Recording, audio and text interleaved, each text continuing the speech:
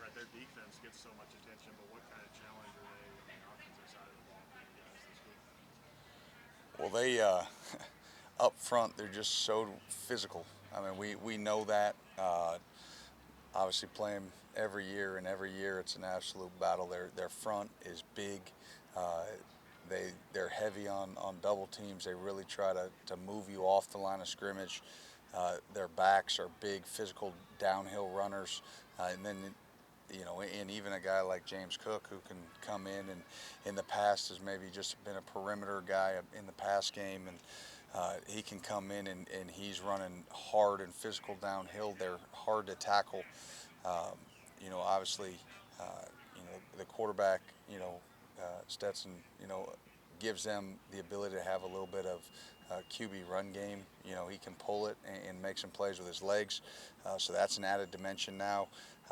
The tight end is playing really, really well, and they've got a slew of them. They got, we know Washington from last year and 19 now as a freshman, and Fitzpatrick's obviously been there. So, and then you go out to the edges, and they've got some talented wide receivers. I know they've had some injuries they've been working through, but I would anticipate those guys getting back. So they can stretch at a lot of different levels. But it starts for them. It starts up front, and it starts with running the ball, and they're physical, and they rushed for over 5 yards a carry last year, and uh, you know we got to do a good job of trying to be firm there and as physical as we can. But even if you fit it perfect, and then you got to deal with the back, and trying to have a one-on-one tackle on one of those running backs is never an ideal situation. So, big challenge. What are you expecting as far as just what that game's going to kind of look like? And obviously, you're not concerned about the atmosphere, but just in terms of what it's going to look like and how they plays with them. Yeah, every game's a little bit different. I mean, you can sort of have a picture in your mind what you think it's going to look like, but everything changes, and uh, the important piece for our defense and for our team in general is, when you get those ebbs and flows, when, whether you get a play in your favor, against you, whatever, you have to be able to adjust and adapt. And the team in these games that adapts to those situations tends to end up on top. So we've got to do a good job.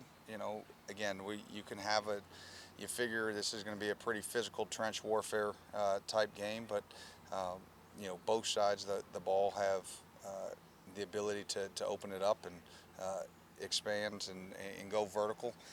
So you just never know how a game's really going to play out, but we better bring our pads because there's going to be a lot of thumping. I can promise that one. Brett, in a game like this, you expect turnovers to obviously you want to generate as much as possible, but it's easier to say that than go out there and do Yeah. it. What can you do though to because like last year they don't throw the ball around too much, but you get two picks. Kind of, I guess, how do you get ready to just make those plays?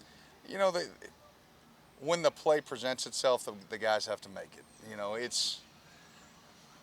I mean, obviously, you rep things in practice and you go through certain drills, but, you know, at the end of the day, um, if it's a tip ball, if it's an overthrown ball, that you've got to be able to adjust in the air and make it.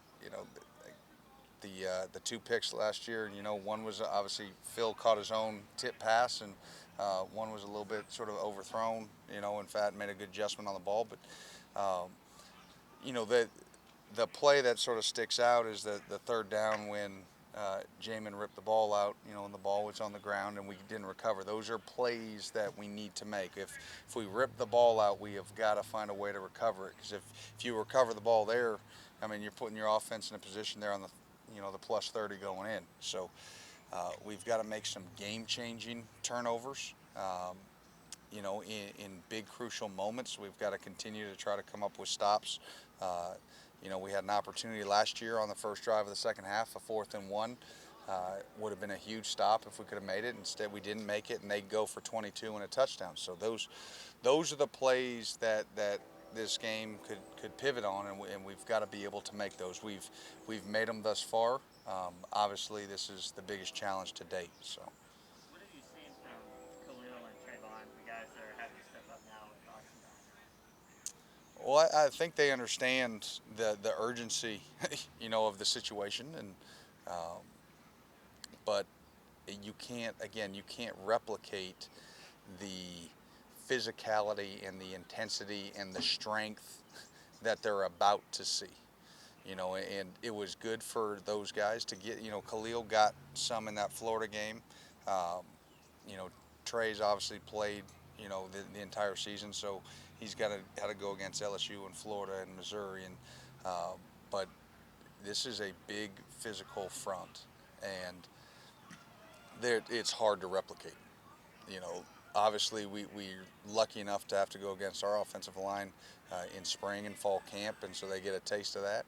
Uh, but even camp is nothing like game day, which is nothing like two top SEC teams battling for the top of their division. The intensity amps up even more, and so they're going to have to anchor in there, and they're going to have to play big. Mark and Vince have both kind of talked about this being, the last time that Kentucky was in this position against Georgia in 2018. Maybe they're more ready. You kind of know what more to expect in this moment. But your guys in particular, there's a lot of experience there. Do you sense that they kind of you sense that readiness towards? Uh, yeah, I mean, what I feel with this group is they understand the magnitude of this game, but they also understand that it is Game 7, and not Game 7 of a 7-game series. This is Game 7 of a 12-game season, and they're approaching it, and their approach to the week has been how we've approached the last 6 weeks. And try not to make the game bigger than it is. Obviously, everybody understands the weightiness of it. But if you make it too big, uh, then you know that usually never turns out to be a good thing. Because then there's too much pressure. This or you're thinking about that. Hey, I think it's all about rhythm and routine. And our guys have found a routine to fall in, and they're staying true to that, which is good, and we need them to.